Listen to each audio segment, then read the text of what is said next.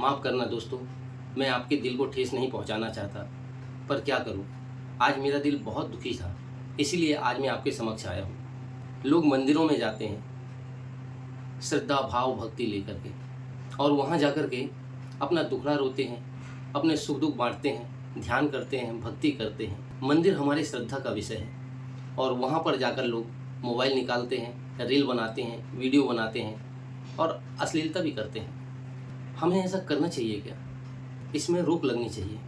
और हमारे धर्मों के कुछ गुरुओं ने तो हद ही पार कर दी है। कथा प्रवचन कम करते हैं, टोटके ज़्यादा बताते हैं। मैं पूछता हूँ, किन शास्त्रों में लिखा है कि ये करने से पास हो जाएंगे, ये करने से धन वर्षा होगी, ये करने से आपके सारे दुख दूर हो जाएंगे? भाई, ये आपके अपने कर्मों का फल है। जन्मों जन्मों से आपने जो बीज बोया है पाप और पुण्य का, वो कहाँ जाएगा? भाई, धोखे से भी अगर आपके यहाँ से कांच का गिलास गिर जाता है तो वो टूट जाता है। आपने उसको खरीद के लाया है ना।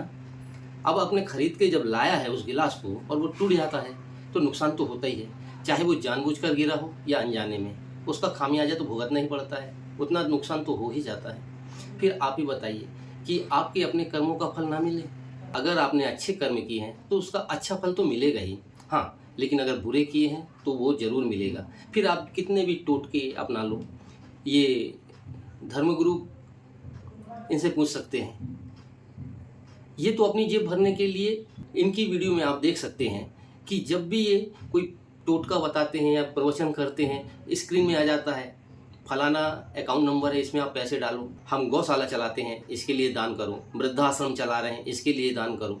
इनके खुद के यूट्यूब से महीने के 40-50 लाख रुपए कमाते हैं, फिर भी ये लोग मांगते हैं। अरे भाई, हम सबका ठेका तो ऊपर वाले ने लेके रखा है ना। भाई, जब बच्चा पैदा होता है तभी दूध निकलता है, उसको पता है कि इसको क्या चाहिए। वो खाना नहीं खा सकता इसलिए दूध देता है, और जो खाना खा सकते हैं, छोटी छोटी चिड़िया भी होती है ना, तो उनके लिए दाना बना हुआ है। सबको अपने भाग्य का मिलता है, पर ये अपनी जेब भरने के लिए अपनी वीडियो में सामने लगा देते हैं क्यूआर कोड, आप डालो 50,000 1 लाख रुपए। आप ही बताएं, क्या ये सही है? और शायद हो सकता है सही हो, मैं गलत हूँ। मैं चाहता हूँ कि हमारे कथावाचक जितने भी हैं वो कथाएं करें, टोटके टोने टोटके ना बताएं। इससे क्या होता है, लोग भ्रमित हो जाते हैं और वो अपने रास्ते से भटक जाते हैं। वो भक्ति भावना कम करते हैं, उनको धन चाहिए, किसी को बच्चा चाहिए, किसी के बच्चा पास नहीं हो रहा है। तो इसका मतलब ये नहीं है कि टोने टोटके से हो जाएंगे। हमें कर्म तो करना ही पड़ेगा ना। अगर हम कर्म नहीं करेंगे तो हम कभी आगे नहीं बढ़ सकते हैं। हमारे गुरुओं को ये शिक्षा देनी चाहिए कि कर्म करो, फल की इच्छा ना करो। ये हमारे कृष्ण भगवान ने भी कहा है, पर इस बात को कोई नहीं समझता है। बस उनके पीछे भागते फिरते हैं जो टोने टोटके और ये दुनिया भर की बात बता देते हैं। जब आप पढ़ोगे लिखोगे नहीं तो बताइए फिर आप कैसे पास होगे? कर्म तो करना पड़ेगा, और कर्म ही प्रधान है, पर लोगों को ये बात समझ में नहीं आती है। बस आसानी से उनको पैसा चाहिए। इतने लालची हो गए हैं लोग कि दूसरों की मेहनत का, हराम का पैसा कमाना चाहते हैं। वो चाहते हैं कि मैं मेहनत ना करूं और मैं करोड़पति बन जाऊं, घर में एसी हो, गाड़ी हो, बंगला हो, शोहरत हो, नाम हो। आप अपने शरीर को खुश रखना चाहते हैं, इसे किसी प्रकार की तकलीफ नहीं होने देना चाहते हैं, इसीलिए पैसा कमाना चाहते हैं। लेकिन ऊपर वाले ने सबके लिए इंतजाम किया हुआ है, किसको कितना देना है उसको पता है। किस्मत से ज़्यादा और भाग्य से अधिक कोई नहीं कमाता है। आपका भाग्य तो तभी चमकेगा जब आप कर्म करोगे, और उतना ही मिलेगा जितना आपके भाग्य में होगा। इससे ज़्यादा नहीं मिलने वाला, चाहे आप कितने भी टोटके कर लो, क्योंकि हमने जन्मों जन्मों से पाप और पुण्य कमाए हैं। अब पाप कमाए हैं तो पाप का फल तो मिलेगा ही, तकलीफ तो होगी ही। आपने देखा नहीं होगा, मैंने एक जगह देखा था, एक आदमी है, अच्छा हट्टा कट्टा है, लेकिन उसकी यहाँ से हथेली नहीं है और घुटने के नीचे पैर नहीं है, दोनों हाथों की। लेकिन वो पेड़ में भी चढ़ जाता है, सब कर्म करता है। भगवान कुछ लेता है ना तो बहुत कुछ देता है। आप रास्ते से भटकिए मत, ये टोने टोटके मत कीजिए, मंदिरों में जाके अश्लीलता मत कीजिए, और आप भगवान से हमेशा प्रार्थना कीजिए कि हे प्रभु, मैं हजारों लाखों जन्मों से भटकता हुआ यहाँ तक आ पहुँचा हूँ, और इस जन्म में आपने मुझे वो सद्बुद्धि दी है, ज्ञान दिया है, तो मैं आपके श्री चरणों का दास बनना चाहता हूँ। मुझे अपने श्री चरणों का दास बना लीजिए, मेरे विकारों का नाश कीजिए, मेरे पापों का नाश कीजिए, क्योंकि इसी दलदल में मैं फंसा हुआ हूँ। जब मैं खुद नहीं निकल सकता तो मैं दूसरों को क्या निकालूंगा। ये धर्मगुरु भी कुछ दलदल में फंसे हुए हैं, सबको नहीं बोल रहा हूँ। कुछ धर्मगुरु ऐसे ही दलदल में फंसे हुए हैं, अपने विकारों के, अपने पापों के। हम भी फंसे हुए हैं, सब फंसे हुए हैं। तभी तो मानव जन्म मिला है। मानव जन्म मिलने का कारण यही है कि हमें दुख भोगना है और सुख भी भोगना है। स्वर्ग और नरक इसी दुनिया में है, कहीं बाहर नहीं है। इसके लिए कोई अलग से बना हुआ नहीं है स्वर्ग और ना ही नरक। जब आप बहुत खुश रहते हैं, चारों तरफ से आपको खुशियाँ मिलती हैं, तब ये स्वर्ग होता है। और जब चारों तरफ से दुख मिलता है ना, कोई सहायता नहीं करता है, अपने भी दुश्मन बन जाते हैं, तब मान लेना कि ये ही नरक है। हम पुण्य करते हैं, पाप करते हैं। पुण्य की गठरी और पाप की गठरी ये तराजू में जब रखते हैं ना, तो पाप की गठरी ज़्यादा भारी होती है और पुण्य की कम होती है, तब हमें ज़्यादा दुख मिलते हैं। और जब हम पुण्य ज़्यादा करने लगते हैं तो हमारी पाप की गठरी कम होने लगती है और हम एक इंसान बनने लगते हैं। जिस तरह अगर एक दिन अगर ये पाप की गठरी समाप्त हो जाएगी ना, उस दिन ब्रह्म में लीन हो जाएंगे। अभी एक ब्रह्म तत्व है। लोग कहते हैं ना, साधु संत, हमारे पूर्वज साधु संत कहते हैं, अहम ब्रह्मास्मि, मैं ही ब्रह्म हूँ और मैं उसी का एक तत्व हूँ, उसी का एक अंश हूँ। ये सारे देवी देवता जिन्हें सब ब्रह्म तत्व हैं, ये अपना रूप लेकर आए हैं और हमें ज्ञान बांटे हैं, हमें धर्म सिखाए हैं कि कैसे चलना है, कैसे रहना है। हम जाते हैं, प्रवचन सुनते हैं, पर टोटके पर भरोसा करते हैं और उनके चरित्रों पे नहीं। इसलिए घर में आकर फिर वही लड़ाई झगड़ा चालू कर देते हैं। हम राम से क्या सीखे, उनके चरित्र से क्या सीखे, कृष्ण के चरित्रों से क्या सीखे, राधा जी, हमारे ब्रह्मा विष्णु महेश, इन सब की चरित्रों से हमने क्या सीखा है। सत्य धर्म, हम पिक्चर देखते हैं, जब हीरो हारता तो हमें दुख होता है। क्यों? हमारे अंदर भी एक शैतान और एक भगवान बैठा हुआ है। क्योंकि अच्छी चीज़ सबको अच्छी लगती है और बुरी चीज़ें सबको बुरी लगती हैं। एक चोर है ना, उसको भी एक साथी चाहिए। मैं चोरी करने जाऊं और कहीं चोरी करके जब मैं बाहर सामान फेंकूं तो दूसरा चोर है ना, उसको ईमानदारी से रख ले और बाद में आपस में ईमानदारी से बांट लें।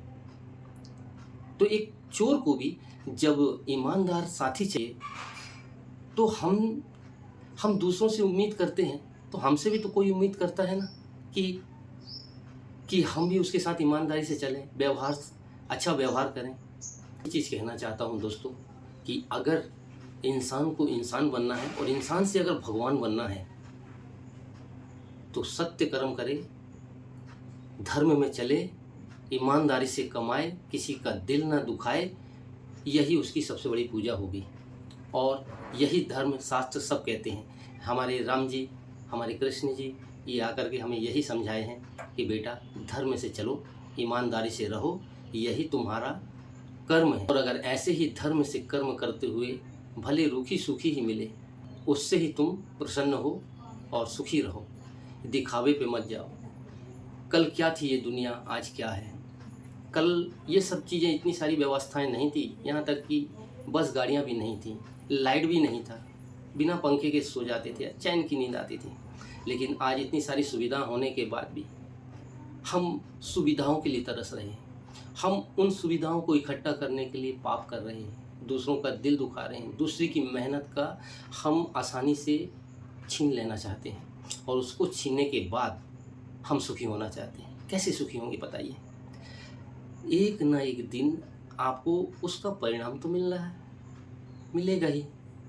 अब जब उसका परिणाम मिलेगा और दुखी होंगे, तब हम इधर उधर भटकेंगे, फिर ये धर्मगुरु हमें टोटके बताएंगे, फिर आपका टोटका कैसे काम करेगा, कभी नहीं कर सकता है। अगर आपने अच्छा किया है तो आपको अच्छा मिलेगा हर जन्म में, और अगर हमने बुरा किया है तो उसका परिणाम भी मिलेगा। एक सिक्के के दो पहलू होते हैं, जैसे सूरज और चांद, धरती और आकाश, नर और नारी, सत्य और असत्य। ऊपर वाले ने विवेक दिया है कि चुनना किसे है, सत्य को या असत्य। झूठ बोलकर, पाप करके किसी को छीन तो सकते हैं और तुरंत में सुख भी मिल जाएगा, लेकिन याद रखना, ये एक दिन ब्याज के साथ में आपको डबल दुख मिलेगा। 4 वेद, 6 शास्त्र और 18 पुराणों का सार एक ही है, धर्म, दया, परोपकार और अपने कर्मों से अपना भविष्य बनाना है। अगर ये आपके दिमाग में बैठ गया कि परोपकार करना है, तो फिर आपको कोई पत्थर भी मारे ना तो मीठे फल देना है, उस आम के पेड़ की तरह। आपको उस नदी की तरह बहना है, दूसरों की प्यास बुझाते हुए। ये प्रकृति हमें हमेशा सिखाती रही है कि सूरज जल रहा है खुद को जलाकर दूसरों को रोशनी करने के लिए। इसका मतलब एक ही है कि आपको परोपकार करना है, कमज़ोर लोगों पर दया करनी है और भक्ति भाव रखना है और साथ में अच्छे कर्म करना है, सत्य पे चलना है। यही सार है, ये सारी चीज़ों का यही सार है, ये सभी वेद पुराणों का सार यही है। अगर आपने इसको समझ लिया तो मान के चलो कि आपका भविष्य उज्जवल है और आप इस जन्म के बाद दूसरा जन्म नहीं लेंगे। जिस ब्रह्म के तत्व हैं आप उसी में जाकर के मिल जाएंगे। प्रकृति हमें हमेशा से ज्ञान बांटते आ रही है और ज्ञान का सार बस यही है दोस्तों। अगर मुझसे कोई गलती हो गई हो तो क्षमा करना, पर मैं ये चाहता हूँ कि आप किसी का दिल ना दुखाएं, सबसे बड़ा पाप है। किसी की मेहनत का ना खाएं, ये भी सबसे बड़ा पाप है। पुण्य कमाना चाहते हो तो अपनी कमाई का हिस्सा दूसरों को दान करो, किसी असहाय की मदद करो। बस जीवन में और कुछ नहीं है। शरीर को सुख देने के लिए तो बहुत सारी चीज़ें बनी हुई हैं और हम उसी सुविधाओं को कमाने के लिए पाप करते रहते हैं, पर एक दिन ये यहीं रह जाना है। हर व्यक्ति जब मरता है तो उसकी आधी कमाई यहीं छोड़ के जाता है और जिसे कोई दूसरा भोग करता है। ये समझ लो, जो हम पाप करते हैं उसकी गठरी हमारे ही सिर पर होती है और उन पैसों का मज़ा कोई दूसरा लेता है। आप पाप ना कमाएं। ये सारे सगे संबंधी रिश्तेदार कोई अपना नहीं है ना। वो गाना आपने सुना होगा, बीवी बहन माँ बेटी न कोई, सब पैसे का रिश्ता है।